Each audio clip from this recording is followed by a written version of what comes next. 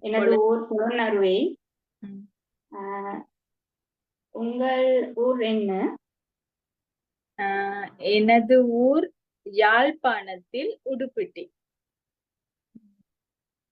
எனது ஊர் அமைந்துள்ள மாவட்டம் புலனறுவை. உங்களோட ஊர் அமைந்துள்ள மாவட்டம் எது மேடம்? எனது ஊர் அமைந்துள்ள மாவட்டம் யாழ்ப்பாணம், யாழ் மாவட்டம். உங்களோட தொழில் என்ன? எனது தொழில் அபிவிருத்தி உத்தியோகத்தர். நான் ஆசிரியராக வேலை செய்கிறேன் மேடம். நான் கல்வி கற்கும் பாடம் சிங்களம்.